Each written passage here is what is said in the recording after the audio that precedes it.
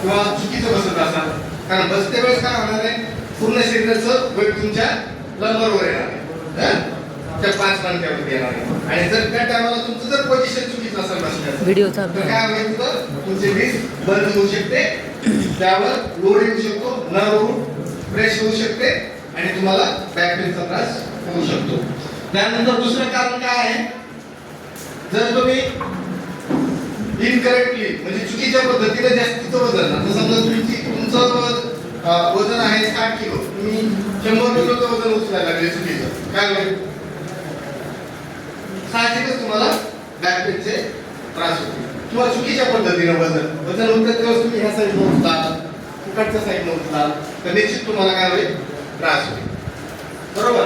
Stressful lifestyle, आता इथं बसलेल्यापैकी जवळपास स्ट्रेसफुल लाईफ कोणाकडे असेल नसेल असं वाटतं तुम्हाला, सगळ्यांकडेच आहे. ओके, धावपळ आहे, दुरून जायचंय, शिवा द्यायचंय, तिथं परत आपल्याला लक्ष देते का हे पाहिजे, प्रत्येक गोष्टी घरी जायचंय, प्रॅक्टिस करायची. म्हणजे माणसाच्या जीवनामध्ये स्ट्रेस आहेच आहे, प्रत्येकाच्या जीवनामध्ये. काहीच लोक असे असतील की ज्यांना जीवन समजलेले त्यांना स्ट्रेस नाही. ओके, म्हणजे बॅक पेन साठी सुद्धा स्ट्रेस कारण आहे.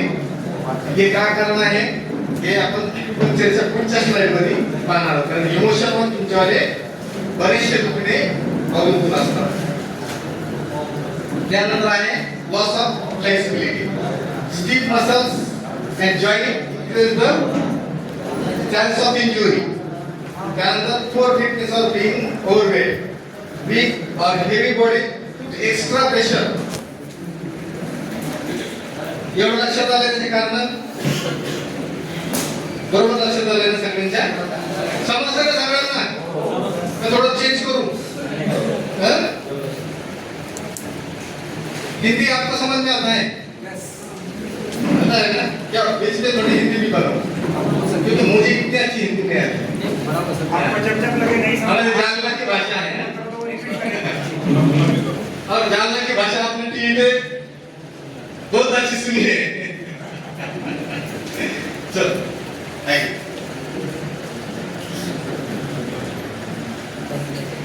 Diagnosis according to acupuncture, acupuncture के माध्यम से डायग्नोसिस करना है. तो जब आपके पास पेशेंट आएगा, आप पेशेंट का नाम लिखेंगे, डायग्नोसिस भी लिखेंगे. तो डायग्नोसिस आप एलोपैथी के हिसाब से नहीं लिखेंगे, क्योंकि आपको एक्यूपंक्चर, आपको एक्यूपंक्चर के हिसाब से लिखना पड़ेगा. और जब आपको वो हिसाब से लिखना पड़ेगा तो आपको एक्यूपंक्चर के अकॉर्डिंग डायग्नोसिस करना आना चाहिए. तब आप वो अपने पेपर पे लिख सकते हैं, पेशेंट के पेपर पे लिख सकते हैं. तो नंबर 1 उसका ये है सी एंड ब्लड स्टेग्नेशन. पता है आपको? जी पता है? पता है सबको? पहले सी को मेरा यही सब्जेक्ट था यहाँ पे, इन एंड 5 एलिमेंट और सी, ये मैंने पढ़ाया था यहाँ पे पहले सी. तो अब मैं इसको नहीं पढ़ाऊंगा, नहीं तो सब मुझे बिठाने बैठने को बोलेंगे. सी एंड ब्लड स्टेग्नेशन, अगर सी और ब्लड स्टेग्नेशन हुआ तो pain due to block energy और ब्लड, त्यापासून काय होईल, इंजुरी तयार होईल. सी तुमचं काय होईल, ब्लॉक होऊन जाईल, स्टेग्नेशन थांबलंय, स्टक झालं. ओके, ब्लड ब्लॉक काय झाले, स्टक झाले, त्यामुळे काय होईल, प्रवाह बंद झाला, काय होतं, इंजुरी होते. ओके, बरोबर. अचानक धार लागलेली पाण्याची, तुमचं पाणी वाहत आहे, त्याला तुम्ही बांध टाका, काय होईल, किंवा इंजुर्ड होईल. ओके, एवढं लक्षात येईल आपल्या. सी and blood stagnation. Okay, kidney deficiency. Deficiency मालूम है सबको? आपको सबको पता है डिफिशियंसी? मालूम है? किडनी पता है? किडनी वो एलोपैथ वाला किडनी नहीं है. किडनी कौन सा, एक्यूपंक्चर वाला किडनी, मेरिडियन, पता है? Weakness and the pain in the lower back was with dryness. इसमें कोल्ड डैम्प इन्वेशन, डैम्प कोल्ड, ये एक्यूपंक्चर में बहुत महत्वपूर्ण शब्द है. आपको इसकी पढ़ाई अगर नहीं आपकी हुई है तो आपको पढ़ना है, कोल्ड लैब पूरे के पूरे जो डायग्नोसिस एक्यूपंक्चर में आप करेंगे, जो भी डिजीज होंगे उसमें एक बहुत इसका इफेक्ट बनता है, इसका कोल्ड लैब का। Damp heat accumulation, pain with burning और hot sensation may have swelling, trauma or overwork, pain due to strain, lifting heavy things or long standing।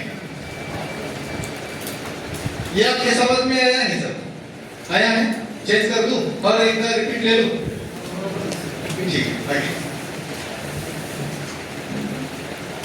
अभी एक्यूपंक्चर में जो डायग्नोसिस करते हैं वो डायग्नोसिस 5 एलिमेंट यीन यांग ये थ्योरी से भी कर सकते हैं और जो इमोशंस है इस पे भी कर सकते हैं।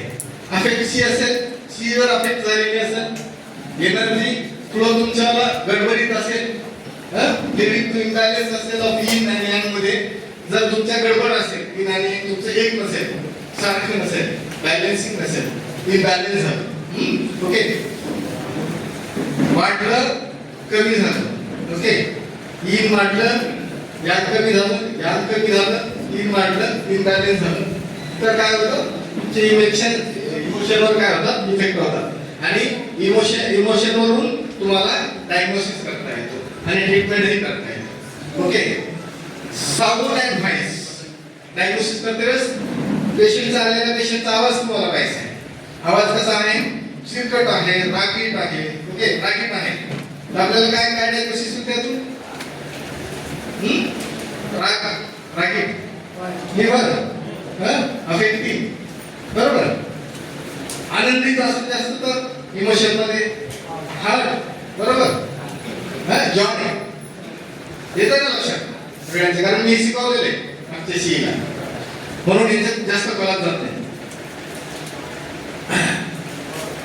Tissues, each element and each organ system to connected with type of body tissues, प्रत्येक बॉडी टिश्यूच्या प्रत्येक टाइप ऑफ बॉडी टिश्यूजला काय असतं, प्रत्येक एलिमेंट आणि ऑर्गन सिस्टम कशी कनेक्ट असते, तुमच्या टिश्यूजला कनेक्टेड असते, त्यानुसार तुम्हाला काय करायचं असतं, डायग्नोसिस करायचं असतं। सेल्स ऑर्गन, सेल्स ऑर्गन सांगते तू कोणाला सांगते ती आईज, नोज, टंग, माहिती आहे का, त्यानुसार सुद्धा आपल्याला एक्युपंक्चर मध्ये डायग्नोसिस करता येतं, कारण आपण आपल्या प्रॅक्टिस मध्ये तेच करतोय, ओके, डोळे पाहतोय, त्याचा डोळ्यांचा कलर पाहतोय, ओके, त्याच्या टिश्यू आपण टच करतोय, सॉफ्ट आहे, स्टफ आहे, स्टिफनेस जास्त आहे, ओके। त्यानंतर सेन्स ऑर्गन मध्ये तर 5 sense organs connect to the 5 elements, problem with the sense organ can show each organ in its related organs, जे ते ऑर्गन आहे त्या ऑर्गनची कनेक्टेड असतात काय 5 एलिमेंट, ओके, 5 एलिमेंट एका रिव्हिजन म्हणून 5 एलिमेंट सांगता कोणी सगळे एक जण तर सांगताय 5 एलिमेंट